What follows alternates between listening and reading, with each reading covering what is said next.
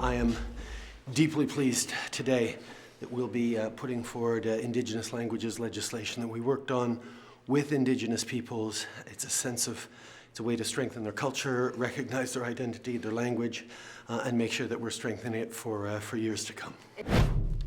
The federal government tabled a bill today that they say aims to protect and promote Indigenous languages. It's a response to fears that those languages face extinction. 58 distinct Indigenous languages exist in Canada. Close to 264,000 people speak one of them, about 16% of the population. That's down from 29% in 1996. Of the 58 languages, only 6 have more than 10,000 people who report it as their mother tongue. According to the United Nations, this makes 3/4 of Canada's Indigenous languages endangered. Today's bill was co-developed with Indigenous peoples, as the Prime Minister mentioned. So how will it work? Perry Bellegarde is the National Chief of the Assembly of First Nations, and he joins us now. Hi, National Chief Bellegarde. Hi, Bess. Great to see you again. Thanks for coming in.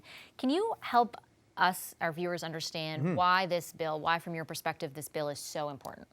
Oh, it's very important. We have over 58 plus Indigenous languages in Canada. None of them are safe.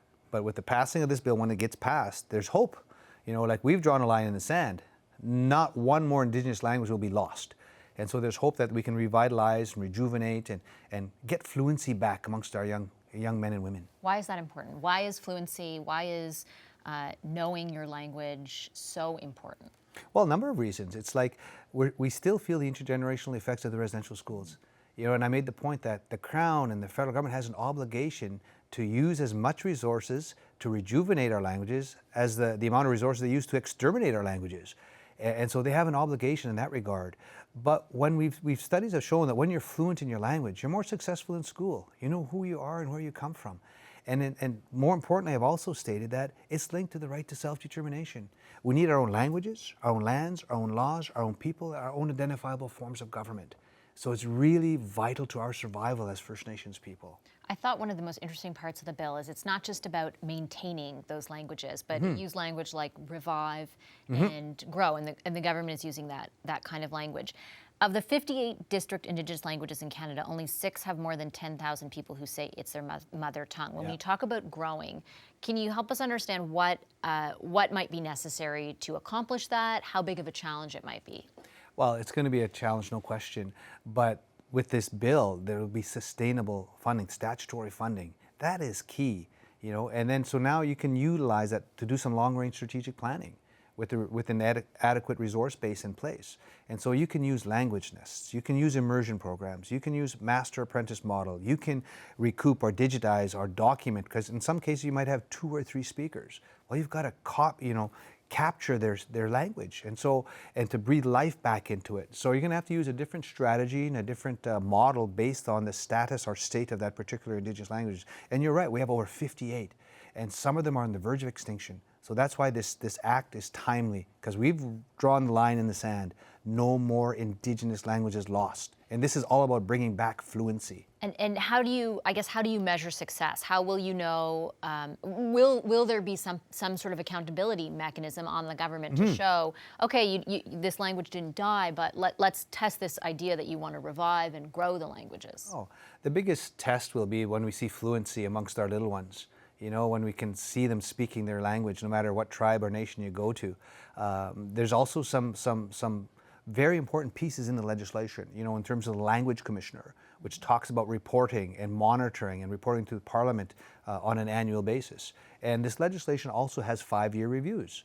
And so even that is good unto itself, because if it's not perfect in some areas, we can always improve upon it. And this is the first step, in terms of introducing this piece of legislation. Another very important piece in the legislation is that there's a reference to Section 35. And everybody always used to have the debate, is it a full box of rights or an empty box? Well, when it comes to language, it's clear. Language is in there. And so that's a very important piece as well regarding this legislation. I have to ask you about something sort of procedural, because I read that today when they were doing a photo op of everyone at the announcement, you said something to the effect of, on the count of 3, say royal assent, which led me to believe, I guess, are there some concerns about this legislation getting passed? There are about, I think, 12 sitting weeks left until the House rises in June, and then we've got an election. Yeah, very valid point. You know, it's been introduced for first reading, and we want to see royal assent. So there are some concerns because of the tight timeframes. But we've talked to all of the parties, and it seems to be pretty good support to get this legislation done.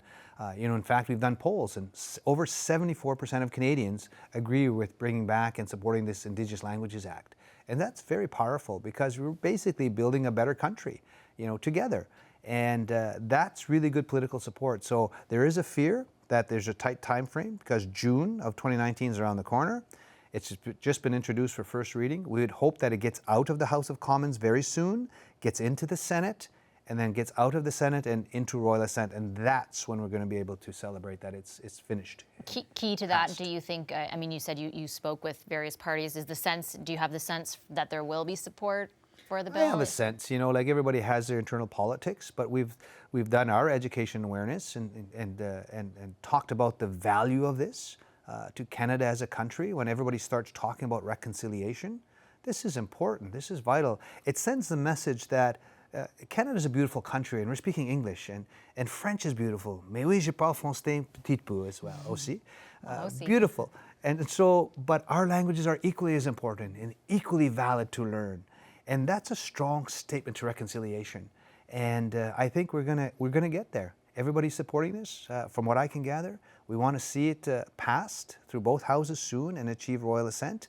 It's some challenging timeframes, but I think we can get it done. All right. Thank you so much, National Chief Bellegarde. Really appreciate your time. Thanks, Vassie. Not all Indigenous groups have welcomed today's announcement, though. The Inuit Tapparit Kanatami is calling the bill a symbolic gesture from a, quote, colonial system. In a statement, ITK's President Natin Obed said, despite being characterized as a reconciliation and co-development initiative, the Government of Canada engaged Inuit in bad faith throughout this legislative initiative. ITK wanted nothing more than to truly co-develop a bill that we could champion with other Indigenous peoples and the Government of Canada. In no way was this bill co-developed with Inuit. We asked for an interview with the president of the ITK about this, and we were told their statement stands as is. The Government of Canada gave us this response to the criticism, saying, the tabling is the first necessary step, and we continue to work with all Indigenous peoples to improve the bill as it moves through Parliament.